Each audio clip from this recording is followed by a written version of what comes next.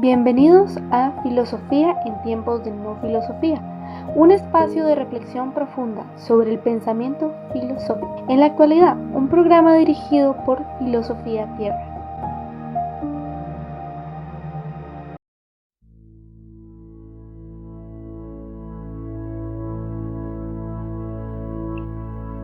No murmuréis entre vosotros, nadie puede venir a mí si el Padre que me envía no lo trae, y yo le resucitaré el último día. Está escrito en los profetas, serán todos enseñados por Dios. Todo el que escucha al Padre y aprende viene a mí. No es que alguien haya visto al Padre, el único que ha visto al Padre es el que ha venido del Padre. En verdad os digo, que el que cree tiene vida eterna. Yo soy el pan de vida. Vuestros padres comieron el maná en el desierto y murieron. Este es el pan que baja del cielo, para que quien lo coma no muera. Yo soy el pan vivo bajado del cielo. Si uno come de este pan, vivirá para siempre. Y el pan que yo le voy a dar es mi carne para vida del mundo. Juan, versículo 6, del 44 al 51.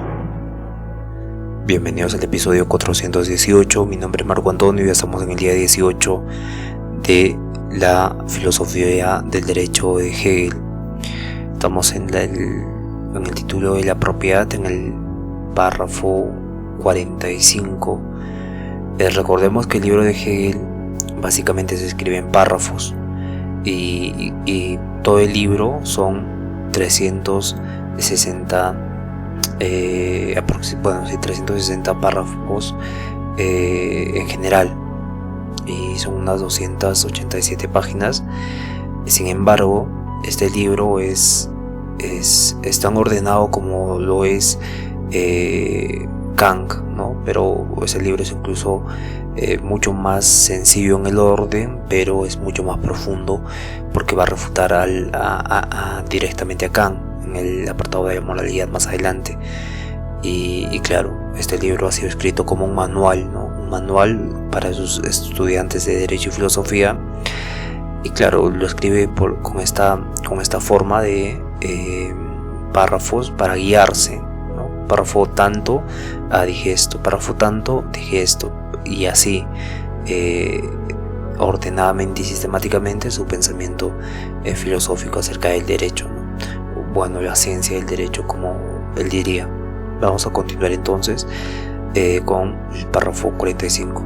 El hecho de que yo tenga alguna cosa en mi poder externo constituye la posesión, así como el aspecto particular por el cual yo hago alguna cosa para una necesidad natural, para un instinto o un capricho. Constituye el interés especial de la posesión, pero el aspecto por el cual yo, como voluntad libre, estoy objetivamente en posesión de mí mismo, y de esa manera positivamente, con voluntad real, constituye aquí lo verdadero y lo jurídico, la determinación de la propiedad.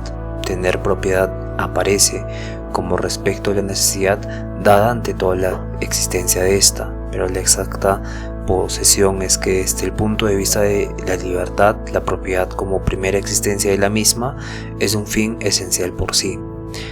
Bien, entonces el texto nos dice que distingue entre posesión y propiedad.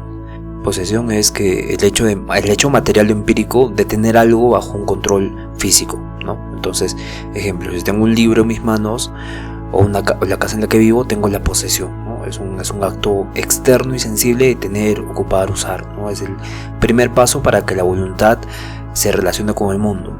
Luego surge la propiedad, ¿no? Que es tenerse a sí mismo en la cosa. O sea, es más que esta simple tenencia de posesión, es cuando mi voluntad libre se reconoce a sí misma en la cosa, ¿no? Se hace suya jurídicamente. Yo, como voluntad libre, estoy objetivamente en posesión de mí mismo. Y claro, constituye esto lo verdadero y lo jurídico. Esto va a significar que la cosa se convierte en esta expresión objetiva de mi libertad. No solo tengo algo, sino que me afirmo como ser libre al apropiarme de ese algo, ¿no? Por eso la propiedad es esta institución racional que es tanto práctica como abstractamente, racionalmente, porque la propiedad es la libertad que se hace cosa, la libertad que se manifiesta en la realidad. Y claro, Hegel va a aclarar, ¿no? La propiedad como primera existencia de la libertad es un fin esencial por sí. Eso quiere decir que la libertad necesita materializarse para existir realmente, y esa materialización que ocurre por primera vez es la propiedad, ¿no? Es el modo en que la voluntad libre se hace visible en el mundo, y por tanto tener propiedad no es un lujo, sino que es una condición esencialmente innata de esta persona libre. Es el primer modo en el que el yo se convierte en algo real y objetivo. Y claro, hay una relación entre la necesidad y la libertad, porque desde el punto de vista natural, tener cosas satisface necesidades, pero desde el punto de vista racional, tener propiedad realiza la libertad, ¿no? Realiza ese proceso de materialización de la libertad. Entonces Hegel quiere mostrar que el derecho de propiedad no justifica el deseo, la utilidad de tener algo de esa cosa, sino la autoconciencia libre que necesita expresarse y darse realidad. Ese es el punto. Básicamente es el primer derecho de la persona, que es la base de todos los demás derechos. La propiedad surge de la necesidad del deseo, claramente, sí, pero surge en última instancia del hecho de que la libertad deba existir en el mundo. Entonces, mediante la propiedad, tener algo es esta expresión de mi voluntad libre. Como hecho jurídico y como hecho físico es tener algo bajo mi poder, que eso ya es posesión, propiedad y posesión. Entonces, vemos cómo hace esta distinción. La posesión es el hecho físico, la propiedad es el hecho jurídico. Y en este hecho jurídico no surge un deseo ni una necesidad, sino que es el hecho mismo en que la libertad debe existir en el mundo. Es el primer paso para que la persona es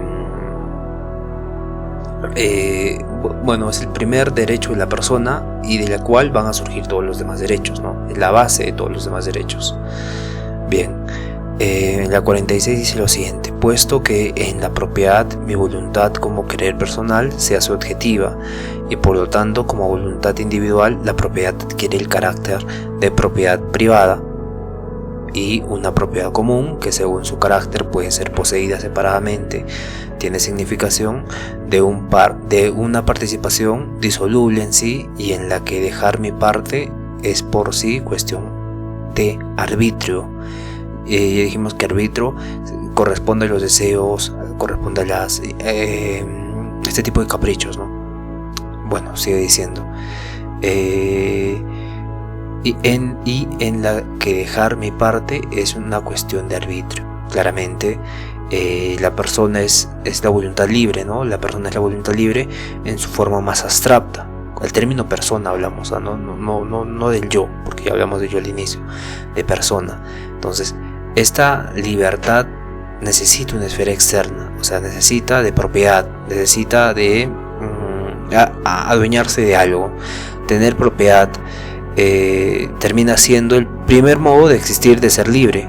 Bueno, es el primer modo que tiene la libertad para manifestarse, ¿no? Y Hegel da el siguiente paso, que es determinar qué tipo de propiedad corresponde a esa libertad individual que nosotros tenemos, y la va a denominar acá propiedad privada, que es mucho más específica que la propiedad solamente, porque surge de la voluntad individual que se objetiva en las cosas, ya no de manera abstracta y como concepto muy profundo, sino como concepto más íntimo. Cuando una persona posee una cosa, su voluntad se hace objetiva, ¿no? Su voluntad. Entonces la cosa va a expresar esa libertad, pero esa voluntad es personal, es individual, y claramente no va a ser colectiva ni abstracta como hemos visto con la propiedad en sí misma. Por eso la propiedad siempre refleja esa individualidad, ¿no? Es mío, y no de manera general, es de nosotros, ¿no? Pero claro, a nivel de abstracción se entiende, ¿no? Que hay una propiedad privada y hay otra propiedad como tal. Entonces, esta propiedad privada no surge por egoísmo o por costumbre, sino que por la misma razón que la libertad misma se da en la forma individual, en la forma en la forma individual para un individuo en concreto, ¿no? Ser libre implica esa capacidad de poseer algo, pero algo propio para uno. Y claro, no en el sentido de que justificaría la propiedad como algo genérico para todos, sino para uno mismo. Es esta esfera donde mi voluntad se expresa sin depender de otro, ¿no? En otras palabras, esta propiedad privada es la forma natural, es la forma racional de la libertad individual. Entonces Hegel admite que puede haber un tipo de propiedad común, claro que sí, pero la va a considerar transitoria, la va a considerar secundaria, porque en la propiedad común la voluntad individual no está plenamente realizada, ¿no? Sino que cada persona tiene su parte, su participación separada de otras voluntades, de otras voluntades individuales. Entonces no hay una unidad real de voluntades, solo hay estas coincidencias provisionales. Es como un aula, ¿no? Estoy en un aula y me pertenece, tengo esta propiedad de este asiento. Entonces pasé el otro semestre, acabo la universidad y ya no tengo propiedad de ese asiento, ¿no? Lo mismo, es transitoria. Entonces por eso dice que dejar mi parte es cuestión de arbitrio, o sea, un acto libre y contingente, que no hay necesidad racional ahí, ¿no? Hay en este caso instinto, costumbre, deseo, capricho y demás. Claro, aquí hay que hacer la diferencia entre propiedad privada y propiedad común. Hegel no está definiendo, no está hablando de economía incluso, ¿no? En el sentido de que la economía siempre ve la propiedad como algo que es inmanente al mercado, ¿no? Pero claro, si no está describiendo la estructura del espíritu libre, porque en el tipo de propiedad privada, el fundamento es que la voluntad individual va a concretar a sí misma su actividad, ¿no? Su realización plenamente, pero en el común, en la propiedad común, la voluntad general no unificada va a usar parcialmente esa libertad, ¿no? Va a manifestar parcialmente ese estado de libertad. Entonces la propiedad privada es esta manifestación más coherente de la persona como un sujeto libre que adquiere cosas, que tiene cosas. Entonces cuando hago mía una cosa, mi voluntad se hace objetiva en esa cosa. Yo hago mío este lapicero y la libertad, al ser mi lapicero, se hace libre, ¿no? Bueno, se justifica mi voluntad, se objetiviza en ella, ¿no? Mi lapicero. Pero como mi voluntad es individual, la cosa se convierte en una propiedad privada. Y claro, esta es diferente de la propiedad común, porque solo tiene la propiedad común un sentido mientras las voluntades individuales puedan coincidir, ¿no? Coincidir cada uno de este diferente punto de vista, y que ellos también puedan retirarse libremente, ¿no? Tengan esa elección de retirarse libremente. Entonces por eso la libertad personal se ve expresar siempre mejor en esta propiedad privada, se expresa mucho mejor en la propiedad privada. En este sentido, en la 47 ya nos va a hablar básicamente, voy a leer: en el principio por el cual como persona soy también inmediatamente individuo, significa en su determinación ulterior ante todo lo que soy viviente en este cuerpo orgánico que existe, es universal por el contenido, indivisa, externa, así como la posibilidad real de toda otra existencia determinada, pero como persona yo tengo al mismo tiempo mi vida, mi cuerpo, como cosa solamente en cuanto en mi voluntad, ¿no? La persona como individuo, básicamente. Hegel parte de que la persona no es solo esta abstracción jurídica, sino que también es este individuo viviente, ¿no? Con un cuerpo orgánico.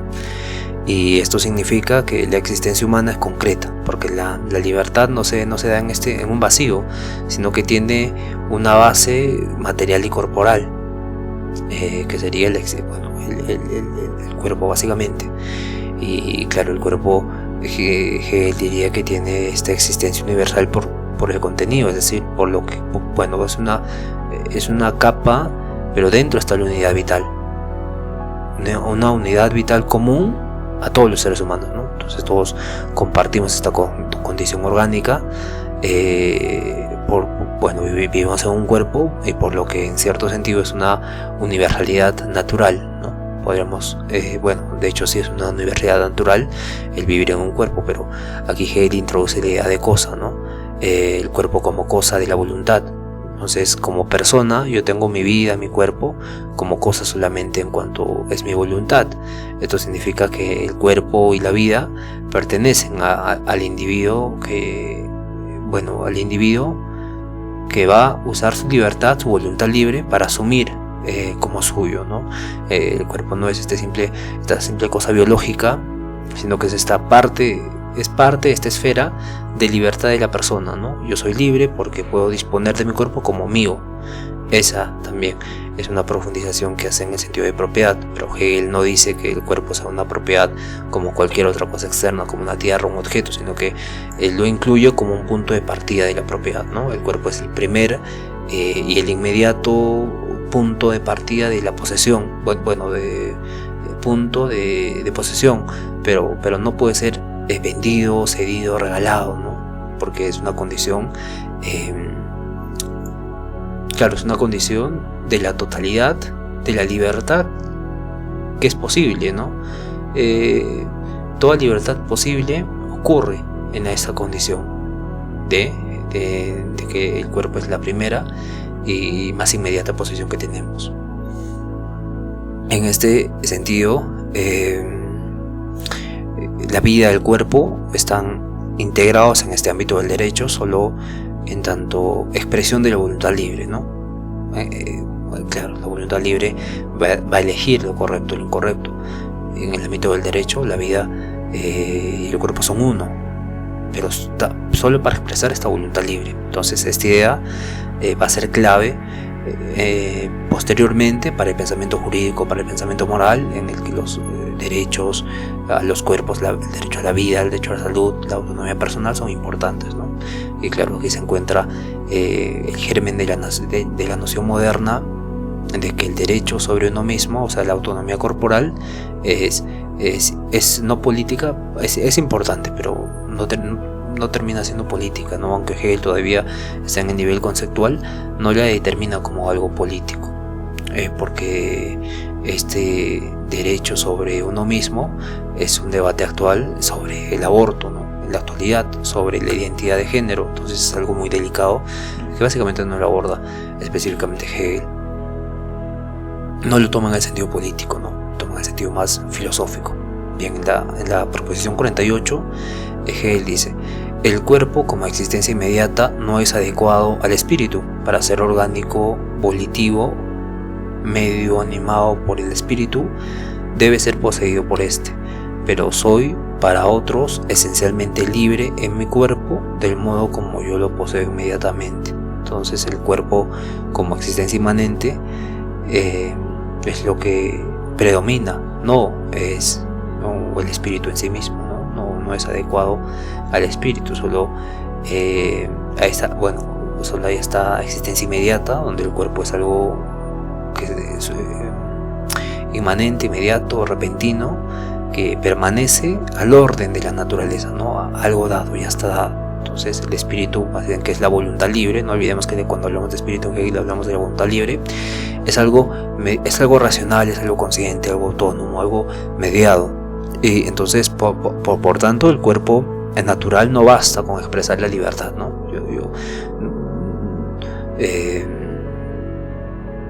No basta con que elija cosas, esto, sino las adapta en propiedad, sino debe ser apropiado, dominado por la voluntad, debe ser formado por la voluntad, ¿no? El cuerpo por sí mismo no va a expresar la libertad misma, sino que puede convertirse en su órgano animado, este espíritu, ¿no? De esta voluntad libre que se expresa de esa forma en las elecciones que él hace. Entonces va a significar esto que la voluntad debe hacer suyo el cuerpo, debe dominarlo, debe dirigirlo, pero como vimos, este cuerpo muchas veces se deja llevar por pasiones, por caprichos. Entonces el punto está en ser conscientes de esto y claramente decidir desde la libertad, ¿no? El cuerpo seguiría actuando si no lo hacemos impulsivamente, instintivamente. Entonces Hegel entiende que poseer el cuerpo, no en el sentido físico o jurídico, ¿no? Sino en el sentido espiritual, de poseer el cuerpo, o sea, de controlar tu cuerpo, de ser consciente de él, es la interiorización del cuerpo por la voluntad. Es como una conversión en este órgano que es el cuerpo de la libertad, ¿no? Si actúo movido por el hambre, el cuerpo me domina, pero si actúo diciendo voy a comer porque quiero conservar mi salud, el cuerpo está al servicio de la voluntad, y ahí el cuerpo deja de ser una pura naturaleza y se convierte en el medio del espíritu, ¿no? En el medio de la voluntad libre. Siempre hay que tener espíritu igual voluntad libre. Bien, entonces una vez aclarado esto, claro, hay una dimensión donde soy para otros esencialmente libre en mi cuerpo, de modo que yo lo poseo, ¿no? Inmediatamente. Entonces aquí mi libertad se manifiesta ante los demás en la forma en que poseo y gobierno mi cuerpo. Los otros reconocen mi libertad porque ven mi dominio sobre mi cuerpo. Ese es el punto, ¿no? Nosotros respetamos a las personas y vemos su libertad por el dominio que tienen ellos de su cuerpo. Están caminando por ahí, están decidiendo qué van a hacer, cómo van a actuar y demás. Entonces lo mismo pasa ellos al verme, ¿no? En mis gestos, mi conducta, mi forma de actuar, se hace visible la voluntad libre que tengo. Entonces no estoy poseído por los impulsos o parezco un ser meramente natural, no libre, sino mecánico como una hormiga, sino básicamente estoy decidiendo con esta voluntad libre, con el espíritu. Pero si el cuerpo está poseído por mí, lo voy a manejar como un instrumento, ¿no? Lo manejo como un instrumento y claramente los otros me reconocen como una persona libre, y así la libertad interior, que es la voluntad, se vuelve visible y también se vuelve socialmente reconocida,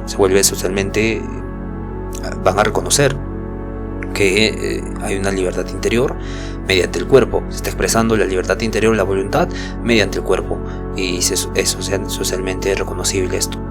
Bien, en este sentido, en la proposición 49 específicamente dice esto: en posesión a las cosas exteriores, lo racional es lo que yo poseo propiedad. Es que yo, voy a leer otra vez. En relación a las cosas externas, lo racional es que yo poseo propiedad. Al lado de la individualidad, al lado de lo individual, comprende los fines subjetivos, la necesidad, el arbitrio, el talento, circunstancias externas, etc. De esto depende simplemente la posesión como tal, pero este lado particular en la esfera de la personalidad abstracta no está todavía identificado como la libertad. Qué cosa y cuánto yo poseo es, en consecuencia, una contingencia jurídica. Bien, entonces Hegel dice que ser racional es actuar conforme al concepto de un espíritu libre, que el ser humano tenga esta propiedad, ¿no? Tenga esta propiedad y actúe de acuerdo a verla como una propiedad, en el sentido del dominio de sí mismo. Pero esto es porque la propiedad es la manera en que la libertad se hace visible en el mundo exterior. Ya dijimos esto, pero si la persona es libre en sí misma, necesita una esfera externa, necesita un espacio, necesita un objeto, una cosa para expresar y realizar su libertad. Y claro, tener propiedad no es algo meramente económico, ¿no? Sino que es una necesidad racional de la libertad, más allá de lo económico. Entonces la propiedad es esta forma natural en que la libertad se va a objetivar, no se objetiva. Este término objetivo subjetiva es para decir se materializa, o subjetiva es se interioriza, ¿no? Básicamente. Entonces cuando dice, por ejemplo, el lado de lo individual comprende los fines subjetivos, las necesidades, el arbitrio, el talento, circunstancias externas, etc., aclara, ¿no?, que hay dos lados en la relación de propiedad. Por un lado está la razón y la que corresponde a la racionalidad, y la universalidad son lo mismo. El contenido es que la propiedad es como una expresión de la libertad y básicamente es esencial, es necesaria. Y luego está la individualidad y la particularidad, que son el contenido de estas, mis gustos, mis talentos, mis arbitrios, mis deseos, mis necesidades. Y esto, claro, es accidental y puede ser contingente, ¿no? Y aunque todos debemos tener propiedad para ser libres, ¿qué tipo de propiedad tenemos en cuanto a cómo usamos, ¿no? Muchas veces depende de las circunstancias particulares de cada uno. Mis medios, mis talentos, mis deseos, todo eso contribuye al contenido que tengo de mi propiedad, ¿no? Y claro, más adelante dice que de esto depende simplemente la posesión como tal, ¿no? ¿Cómo hay que entender esto, no? De esto depende simplemente la posesión como tal.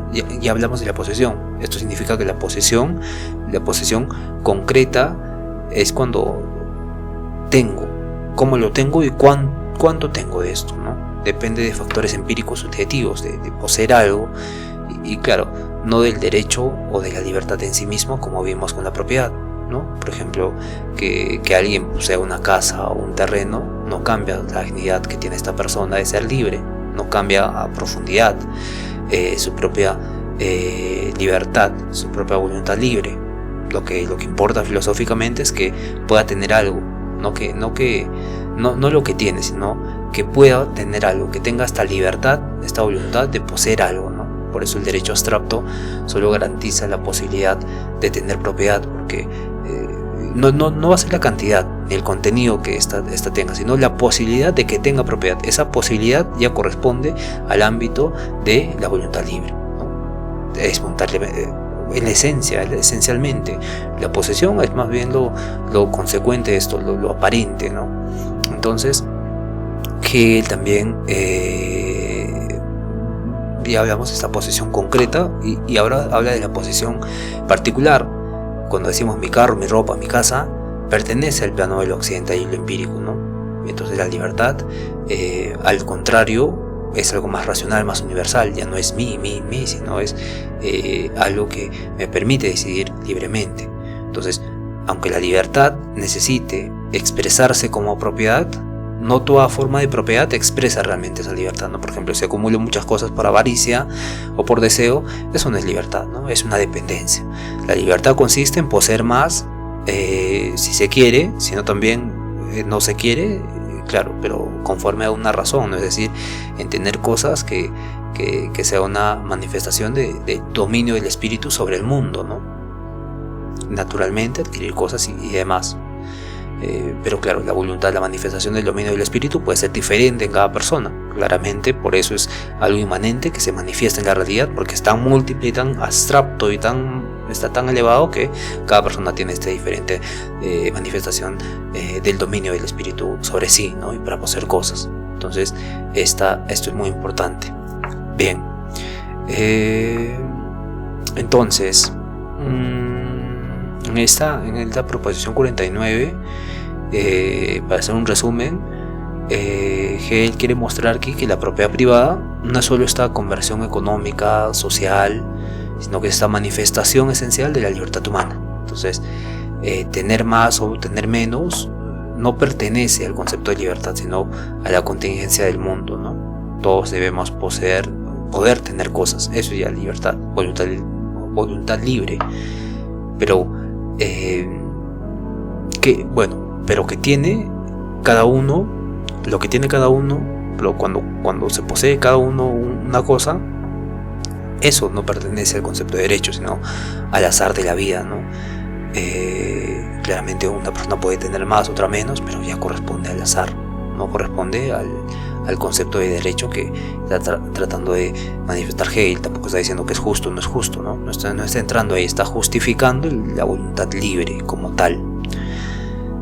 Bien, ¿qué decir, no? Nos falta la proposición 50, 51 y 52 para llegar a incluso la 54, que básicamente es esta parte donde todo se va a alinear, ¿no? Porque primero va a iniciar con que se necesita una prioridad temporal y se necesita esta posesión, porque Hegel dice que en el derecho la propiedad pertenece al primero que la toma en posesión, ¿no? Es decir, el primero en el tiempo tiene derecho o preferencia sobre la cosa. Si algo no tiene dueño, el primero que lo haga suyo la va a tomar, la va a usar, la va a transformar y se va a convertir en propietario. Entonces nadie más puede adueñarse después de él, porque ya hay una voluntad que se ha expresado en esa cosa. Y claro, este principio es superficialmente simple, ¿no? Porque lo que podemos ver es que la propiedad nace del acto de la voluntad, ¿no? Que se expresa primero ahí como acto de la voluntad, y el primer poseedor objetiva su libertad antes que otro. Y claro, ese es el primer momento, o la prioridad temporal, ¿no? La prioridad temporal sobre la posesión. Y en la 51 nos habla de esta necesidad de la toma de la posesión afectiva, ¿no? Porque no basta con querer que algo sea mío. Debo actuar exteriormente, debo ocuparlo, debo tomarlo, debo transformarlo, debo señalarlo como mío, debo reafirmarlo como mío, ¿no? Entonces ahí la voluntad interna, que es el deseo del pensamiento, se manifiesta externamente, ¿no? Para que tenga este valor jurídico. Por ejemplo, si solo pienso, esta tierra será mía, básicamente no es mi propiedad. Si yo digo, esa casa será mía, bueno, ese carro será mío, ¿no? Un Ford Ranger ahí, ese carro será mío, ¿no? No es mi propiedad porque yo piense que solo eso va a ser mi propiedad si lo cultivo, si trabajo, si lo declaro, si conservo, si mi voluntad se vuelve real. Y básicamente compre ese coche y firme, y ahí se reconozca por otros que es el coche, es mi coche. Entonces ahí recién se convierte en propiedad, ¿no? Y claro, entonces la existencia de algo va a incluir el reconocimiento de los demás sobre ese algo y la propiedad que yo tengo sobre ese algo. Entonces la propiedad va a implicar esta relación con lo social también, ¿no? Donde los otros deben reconocer que esa cosa es mía. Entonces el derecho no solo es una relación entre yo y la cosa, sino entre yo y los otros, mediante la cosa. Eso básicamente en el 51 nos trata de explicar, ¿no? Que la propiedad no existe solo en la mente, se necesita de actos, se necesita de reconocimiento social de esa adquisición de esa propiedad. Entonces el 52 va a hablar de la apropiación material espiritual, que ya en otras palabras es cuando yo tomo posesión, mi voluntad se imprime en la cosa. Entonces la materia por sí misma no tiene esta voluntad ni derecho, y claro, se convierte en portadora, por lo tanto, de mi voluntad, de mi voluntad libre. En este caso Hegel desarrolla en 3 niveles esto, ¿no? 3 niveles de apropiación. Primero está la material, luego está la formal o cualitativa, y luego está la espiritual o cultural, ¿no? La material o física, primero es tomar, usar, transformar, ocupar, por destreza, habilidad, fuerza, lo que fuese, con escribir un libro, por ejemplo, ¿no? Luego está la formal o la cualitativa, ¿no? Donde no poseo la materia pura, ¿no? El aire, el fuego, no, sino que las cosas determinadas, como por ejemplo un vaso de agua, como por ejemplo iniciar con el título y estar escribiendo. Esa es una apropiación que tiene esta muestra de apropiación siempre como límites naturales, ¿no? Límites naturales para definir que está haciendo mi propiedad, escribir el título, por ejemplo. Y luego viene la apropiación, el nivel de apropiación del espiritual o cultural, cuando mi cuerpo, mi espíritu desarrollan estabilidad, ¿no? Ya tengo el libro completo. Entonces se necesita ahora de básicamente claro, acá hay algo muy interesante que hay que hacerlo muy fino esto para que se entienda correctamente, ¿no? Entonces no va a ser la propiedad cuando yo escriba el libro y tenga el libro, va a ser la propiedad cuando reconozcan culturalmente que ese es mi libro, ¿no? Todos en general. Y en este caso la voluntad se va a unir a la cosa y se va a convertir en una propiedad real. Pero claro, cuando Hegel habla de esto, no habla simplemente de las cosas materiales, sino habla del cuerpo y del espíritu, porque estos van a desarrollar habilidades, conocimiento, cultura, y claro, eso es una forma también de apropiación, el desarrollo de estas habilidades, de la cultura. Por ejemplo, aprender un idioma, perfeccionar tu cuerpo, componer música, es una voluntad que se une a la cosa, ¿no? Y se convierte en una propiedad real. Pero aquí Hegel, por eso decía, no hay que ser delicados en esto, porque va a distinguir entre la posesión externa y la propiedad completa. La posesión externa es tener físicamente algo, pero la propiedad completa es cuando mi voluntad libre está plenamente expresada en una cosa. Por eso dice: el pensamiento debe superar la vana abstracción de una materialidad sin cualidad. Es decir, no hay propiedad sobre una materia pura, sino sobre las cosas con forma, con sentido, con finalidad humana. Y en este sentido, estas tres formas de relación